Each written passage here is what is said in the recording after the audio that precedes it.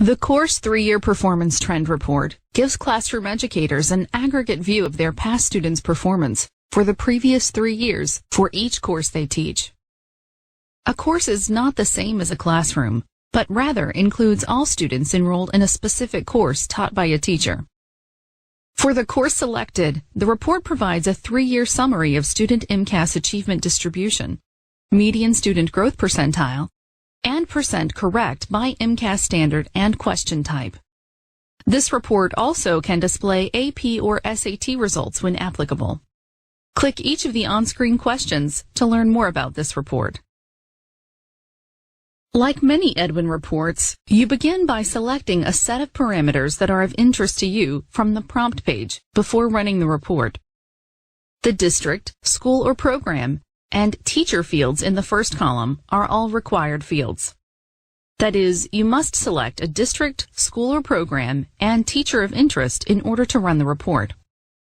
Once you have selected a district from the drop-down list, the School or Program drop-down menu is automatically populated with all the schools or programs in that district. Likewise, once you select a school or program, the Teacher drop-down menu is populated with all of the teachers in that school. You can only run the report for one teacher at a time. The fields in the second column permit you to select certain students using 4 filtering options.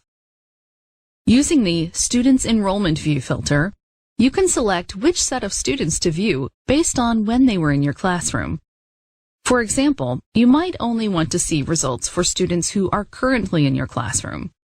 Or, if students frequently move in and out of your classroom during the course of the year, you may prefer to see only those students who have been in your classroom for the entire year.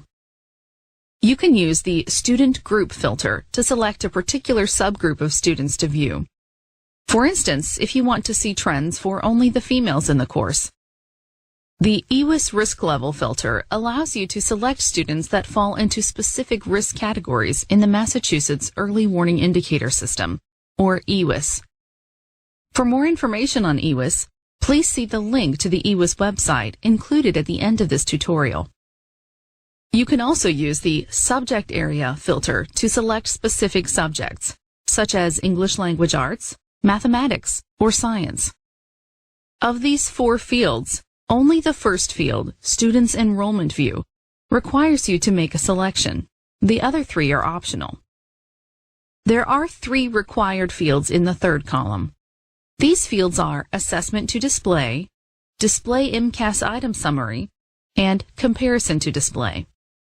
The fourth field, Student Information to Display, is not required, but you can use it to select how you want student information to be displayed. The Assessment to Display menu includes a variety of assessments that students may have taken in grades 3 through 12, including MCAS, a variety of AP exams, and SATs. There is no option to compare multiple assessments in this report. For example, you don't have the option of listing outcomes for MCAS English Language Arts and AP English Language Arts in the same report. You may only select one type of assessment at a time to display. However, the Comparison to Display field allows you to compare the teacher results to results statewide, district-wide, or for a particular school within the district. You can also choose not to compare the results with any other group. When the report displays, you'll see data for all of the parameters you set on the prompt page. The parameters you selected appear at the top of the report. You can easily change the view without having to return to the original prompt page by simply using the drop-down menus to change one or more fields. As you can see, the report in this example was set up to run data for all current students in all risk groups for MCAS English Language Arts. Current year students are those who were assigned to the educator's classroom as of the most recent course schedule assignment for the school year. But you may want to select full school year or ever in school year, which will change what the report displays. Assessment results reported for the school are the official reported MCAS results, the highest SAT score results, and the last reported AP results taken in the school year. If you don't see MCAS results for some students, It means either that they were not tested in the selected year or that they were tested in a different school. Looking at the data reported, we see that the first few columns show the course level for the selected teacher, as well as the grade, school year, and number of students enrolled. Because this is a 3-year report, you'll see 3 years of data for the teacher if it's available. If you chose to display the student data in subgroups, you will see the percentage of students within the identified subgroups for the teacher's class over the past 3 years. The shaded area displays the state comparison. Student demographics and subgroups are based on the most recent data collected in the school year. The next category in the report is summary data for the selected assessment, in this case, MCAS for English Language Arts. Once again, you'll see data for the selected teacher as well as for the state. The first column provides information on the grade level and the number of students tested over the past 3 years. The following columns display data on the Composite Performance Index, known as CPI, the median student growth percentile, and the number of students for whom an SGP was calculated. The last columns show the percentage of students at each proficiency level. MCAS scaled scores range between 200 and 280, and students are grouped into one of 4 performance levels based on their scaled scores: advanced, proficient, needs improvement, and warning failing. The last 2 sections of the report dig deeper into the MCAS results, showing the total percentage of questions answered correctly and the percentage correct by domain and by item type. The correct by domain columns shows the percentage of possible points earned in the college and career-ready anchor standards for language and reading. The delta column compares the teacher's results to the state average, and the correct by item type columns show the average percentage of possible points earned for open response items, and the percentage of students who answered correctly for multiple choice items. Click the information icons to learn more about the data included in this report.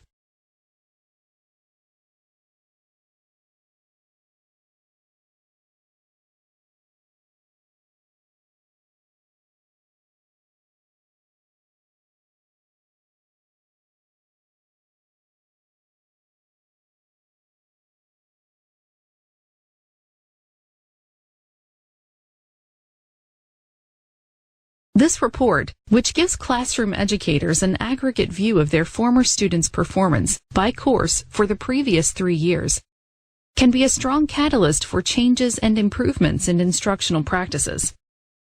But before you dive into the data, you may find it useful to formulate some guiding questions to help focus your navigation and analysis of the data. The questions shown here can get you started, but you'll ultimately want to develop questions that reflect your own needs and interests. Let's look at the highlighted section.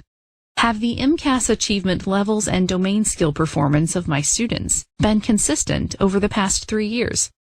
As a middle school math teacher, I might want to see what specific domain areas my students have done well in over the past 3 years, and also where they have struggled. These data will help to inform my instruction as I plan strategies for teaching math concepts. To begin looking at the 6th grade math report, we will initially focus on the student demographics and the overall MCAS summary.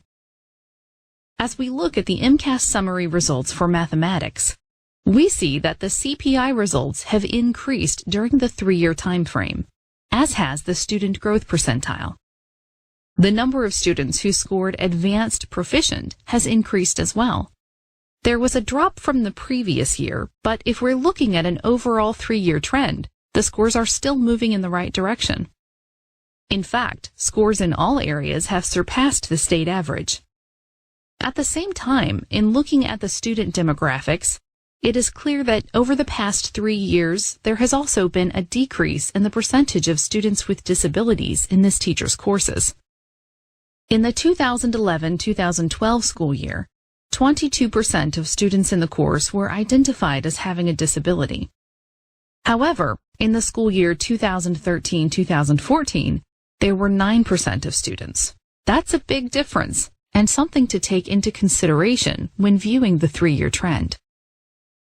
Now let's take a deeper look at the mathematical domains and see what areas students have performed well in and where they could use more support. Let's focus on the mathematical domains that have 3 years of data reported. Those areas include expressions and equations, geometry, ratios and proportional relationships, statistics and probability, and the number system. As we look at those 5 domains, it is clear that there has been growth in the past 3 years in 4 areas.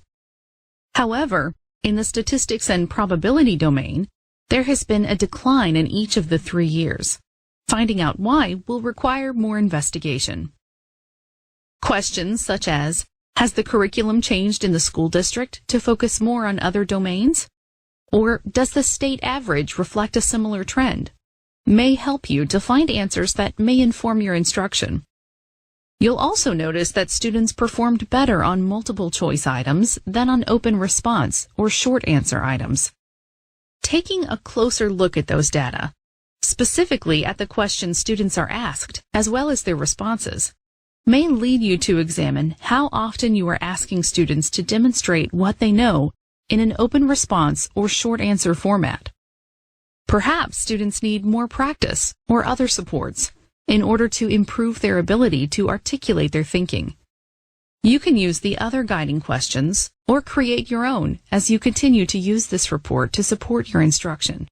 If you haven't done so already, we recommend taking some time to explore and familiarize yourself with this report using your own data.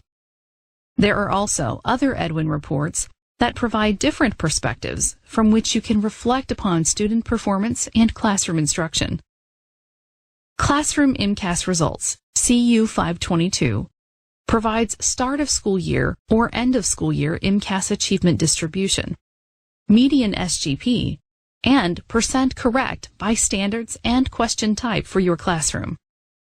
Classroom Standard Summary, PE 506, provides start of school year or end of school year percentage correct on IMCAS by standard and question type for your classroom.